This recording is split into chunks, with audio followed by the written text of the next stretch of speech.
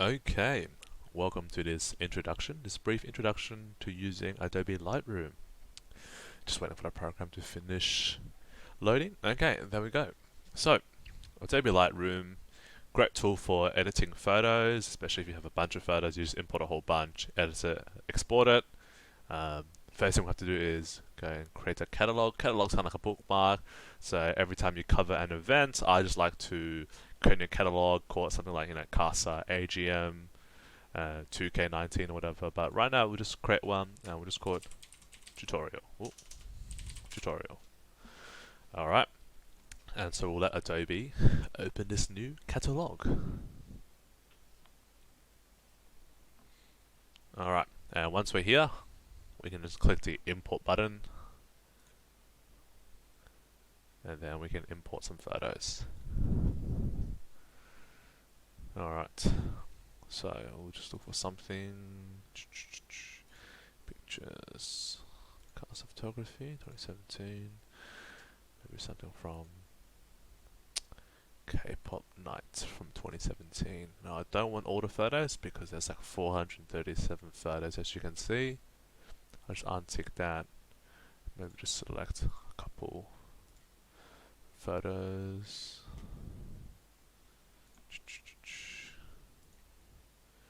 Alright, so I'll just import that in.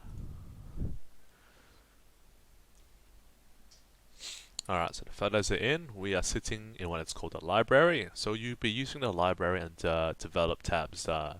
Most often, don't have to worry too much about those. And I guess I can just show you how I edit photos and, well, I suppose how I was taught how to edit photos. Alright, so you just go straight into develop. And then we can go into our first photo over here. Alright, so in terms of the editing options that you have, feel free to play around, see what it does. If a photo comes out quite yellow, if it's really like too warm, you can always drop the temperature a bit, and you can see how it looks quite different now. Looks a lot cooler, I suppose. Yeah, there's a tint as well. You can actually play around with settings, and if someone's on Asian flush, you can make that less obvious. Exposure here, quite simple. And you can look at the histogram over there. It kind of shows you what you're doing, and ideally somewhere like a balance in the middle looks quite nice. If you feel like the people in the photo look a bit too bright, you can always drop down the highlights and the whites. And if you look at that, the brighter parts aren't as bright. And you can also increase the shadows and the blacks. And so the darker areas a bit brighter. One thing I do like to play around with a lot is the contrast. I have to increase that a little bit, makes photos look a bit sharper. And vibrance and saturation makes the colors pop out a bit more. And then there's more options over here as well. I don't really use tone curve too much. Lens correction you can use. You can click remove chromatic aberration if you've got some weird, usually get green or purple lights due to like the way the light bounces on your lens. Or you can enable profile correction because the photos aren't entirely square. Sometimes it's a bit round. So if you click that, you'll see it changes a little bit. Usually not too noticeable unless you've got straight lines running across, which you'll notice are actually a bit curved. You can always use other tools over here. Spot removal. This one's pretty interesting. So what you can do is hover over something. I don't know, for example, like if there's some weird dot or something, so like this, you click that, and then it replaces that area with another area you're choosing. So you can always hide something like that if you want to hide it. Adjustment brush, same thing as when you apply the effects onto the photo, but it's wherever you have your brush over. So if I did saturation down to 0, and then I start highlighting in, say, this person over here, boom, black and white, basically, just like that. And then you can change the size of this over here. You can see that, and the feather is like the gradient. So it's a max feather right now. If I turn it down to 0, it is basically very clear cut. It's either in or it's out, like that. Yeah, so that's one tool over there. I'll just click done. This is the crop button. So if the photo is a bit off center, whatever, you can always rotate it. And to counter anything, just click escape. Yep. I think Is that red eye correction? Yeah, red eye correction. You, I've never really used it too much, but if you find yourself having to use it, then go for it. But it usually only happens if you're pointing flashes directly into people's eyes, so hopefully you're not doing that too much. Okay. Now looking down over here, you notice that you might see this icon, and if you hover over it, you can read it. Photo has developed adjustments. So just to let you know that this photo has been outed, these photos haven't been. Now, what you can also do is if you find yourself liking particular adjustments.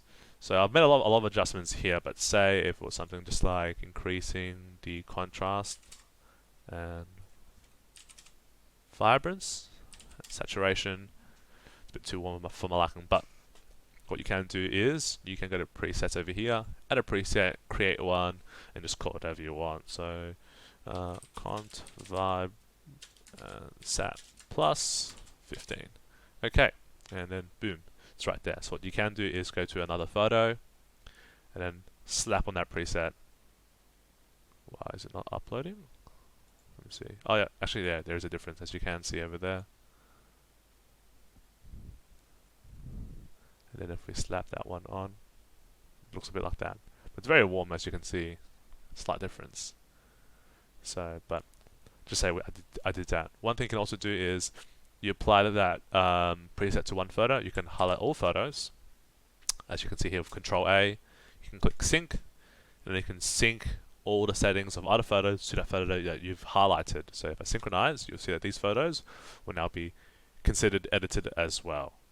Alright, let's unclick from that. Okay, so this photo looks a bit too warm, so you can just drop the temperature down a little bit. Something like that. Yeah, everyone looks a bit more natural now. Very nice, very nice. Yeah, so just have a play around, see what you like. Maybe increase the exposure a little bit. I like that you refer to the histogram a fair bit. Kind of gives you an overall balance of all the colors in the photo. And usually you want the exposure, so that little grey bit, to be towards the center. It means that the photo is overall well exposed. But obviously, when you actually look at the photo, it might be because you've got some very dark areas and some very bright areas. So just have a play around, see what looks best. And say if you're happy with the photos, you can jump back to the library, and you can highlight all the photos, and then you just click export. What I like to do is when I actually download the photos, transfer it from my camera onto my PC, I create little folders for each one, makes it easy to organize. And then when I export it, I export it to the same folder as the original photo, but then I put it into a subfolder, and I just call that Lightroom exports. Alright, and then I always rename it to, for example, Casa Tutorial, something like that. And then you can start it with number 1. So then all the photos, when they're exported, they'll be Casa Tutorial 1, 2, 3, 4, and so forth. And file settings, nothing really changed there. Image sizing, so I believe Facebook has some file size limitations. I think it's 2048 pixels on the long edge. So you just resize to that long edge and 2048 pixels. And then watermarking. So with watermarking, I've got the Casa logo watermark already here, but I can show you how you would go about doing that. So you click on Edit Watermarks. Say it wasn't the Casa logo, so what you can do is you can choose to just upload a file like this, and once it comes up, alright, why is it not letting me edit?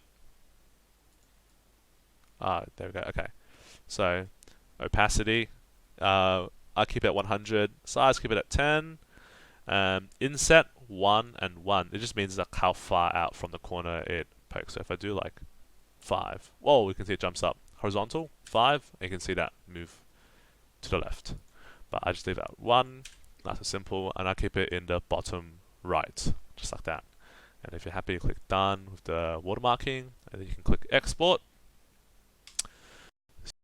Start export over here. Alright, and then if we, well, I've already got some photos from when I edited last time, but they should be at the bottom over here, and then you can see your photos have been edited. Awesome stuff, nice and simple. And once it's edited, you can upload that. Well, thank you for listening to Well, thank you for watching and listening to my tutorial. Thank you.